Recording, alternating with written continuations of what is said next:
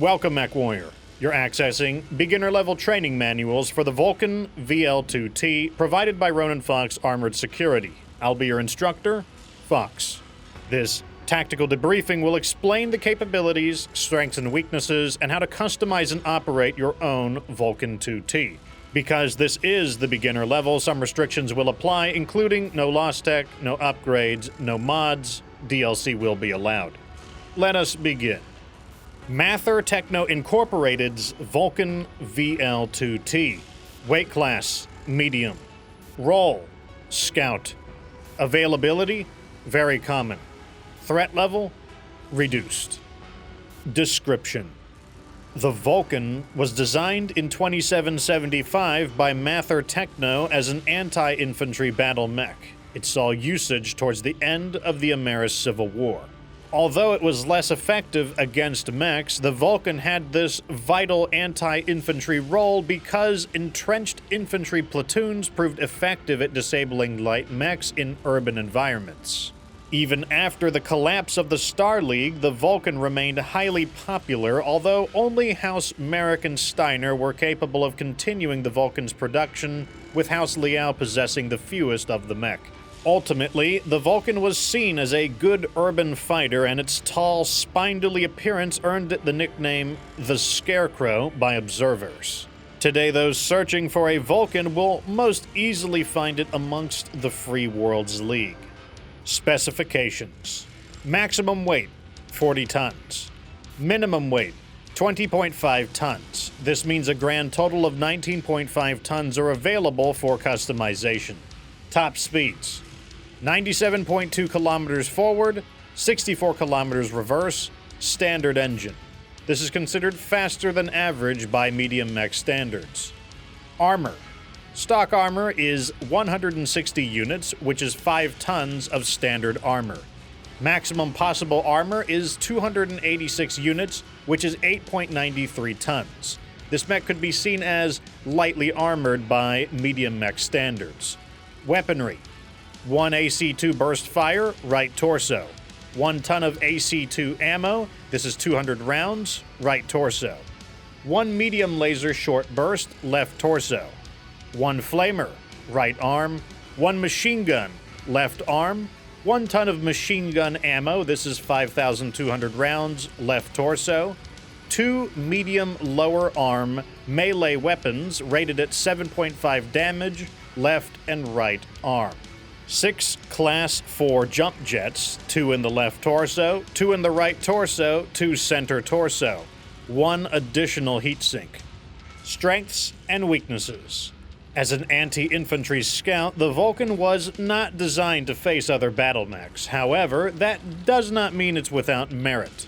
Strengths include excellent speed, allowing it to keep pace with other scouts. Its tall but narrow design naturally evades scattering projectiles such as an SRM. And lastly, its weapons do cover all combat ranges, allowing it to engage at its own choosing, and it can be difficult for light mechs to escape a Vulcan. That said, it is not without its weaknesses. For starters, it has very low armor, amongst the lowest of medium mechs, and indeed some light scout mechs have heavier armor. Although it does have a wide variety of weapons, this also consequently makes the mech more complicated to use. Its lower arms are a less effective melee weapon than full hand actuators, reducing its effectiveness in close combat, which is notable as it does close the distance easily. Overall, a higher piloting skill is required to bring out the most of the Vulcan. Recustomization. Ronin Fox recommends the following rebuild to the beginner MechWarrior. It will focus on increasing ease of use by cutting down on the mech's natural complexity. Starting with a stripped-down mech, add 1 AC5 burst fire and 1.5 tons of AC5 ammo. This is 120 rounds. Add 2 small lasers short burst. Short burst is a DLC weapon, and the standard small laser is also fine. Max the mech's armor and add 1 machine gun as well as 1/2 of a ton of machine gun ammo, which is 2,600 rounds. This will put the mech over tonnage, which will allow you to tune the armor more easily. To tune the armor, set all rear armor to 10 and move the freed space to the forward armor. Set the head armor to 24 and both of the legs to 28. This redesign hardens the armor of the Vulcan 2T and simplifies the weapon groups while making the mech even deadlier at long range without compromising its short-range capabilities. BattleRom. Now that the Vulcan has been recustomized, it's time to see how to operate it in the field. These will be the conditions of the mission. Mission type, battlefield. Difficulty, 20. Maximum drop weight, 160. Allies include 3 Javelin JVN 10F, completely unmodified and in stock configuration. Pilot skill, green. If you own a BattlePod training simulator, check Document 1 in the description for an instant action code allowing you to recreate this exact battle to train in. Welcome to Alexandria, MechWarrior.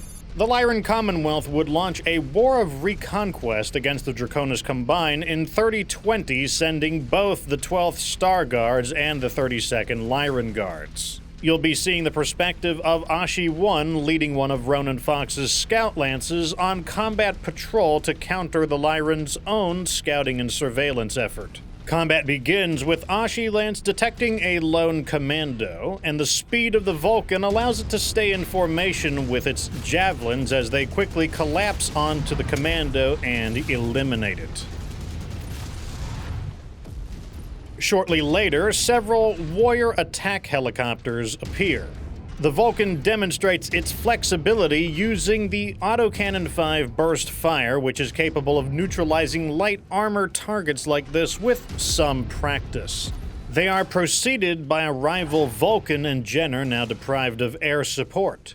The Vulcan is the first to arrive, and the harder armor on the redesigned Vulcan is able to weather the incidental gunfire more effectively. The redesign also has the speed to maintain a close range for maximum damage, and the AC-5's greatest feature is being usable at both long range and short range. This allows Ashi 1 to effectively pursue the enemy Vulcan. Ashi Lance then collapses on the Jenner, and it's worth noting the specific choice of universally rapid-fire weapons simplifies the Vulcan, requiring far less concentration from the pilot. The final wave of scouts emerged, this time a Wolverine leading a Panther into battle. The Wolverine is chosen as the first target, and Ashi 1 wounds the mech with its AC-5 to first soften up its armor before close combat begins. Up close, Ashi 1 uses the superior speed of the Vulcan to outstrafe the Wolverine, strafing in a tighter circle than the Wolverine can manage. This puts Ashi 1's Vulcan in the blind spot of the Wolverine, as its torso cannot rotate and stretch far enough to shoot back. Finally, Ashi Lance collapses on the Panther, who is helpless to escape now. Its slow movement speeds make it very easy to target its center torso. Returning home, Ashi Lance reports minimal damage to its lance on this successful skirmish. The recustomized Vulcan's improved armor allowed it to lead the attack and safely suffer more damage in order to protect the javelins. This concludes the tactical debriefing on the Vulcan VL-2T. You now understand this mech's specifications, strengths and weaknesses, and how to customize and operate your own Vulcan 2T. Thank you for choosing Ronin Fox Armored Security for all your training needs. And there you have it, the Vulcan 2T. Thanks so much for watching, and as traditional, I'll give you my final rating on the mech out of character. I really like the Vulcan 2T, and anyone who's watched my streams know that I often have like 8 of these mechs, and I really have to go out of my way to not use them, so not to give like repetitive content when I'm streaming. The AC-5 works so good on it because the enemy mechs just cannot escape. It chases down light mechs so nicely. It's a great interceptor, and hopefully my stamp of approval and the video demo that I put here changes some minds on the mech, because I know some people don't like it. A full party of 4 of these guys is really deadly in the early game. You can even do an AC-2 variant and equip the Hammer Fist if you want to crush people in melee. It's super effective, super fun, but it does require a bit more skill. Anyways, expect a heavy mech in the next episode, and if you like the content, don't forget to show the Fox some love. One way to do it, easy and free, is to watch my MechWarrior 5 streams. Yes, I do stream on YouTube here if you don't know. I do talk with the audience, answer questions, so it's very interactive, and I just finished up the Rise of Rasselhag DLC. Also, take a moment to like the video, share it with a friend if they're learning MechWarrior 5, and of course, subscribe and leave a comment if you haven't. All of those help a ton with the YouTube algorithm, helps boost the video's popularity so it finds other people. And yes, hearing your thoughts in the comment section is part of what keeps me going and wanting to make more videos, as well as I learn a lot. Sometimes the criticism affects the next video and improves it. Till next time, though, remember that you don't have to be good to get good.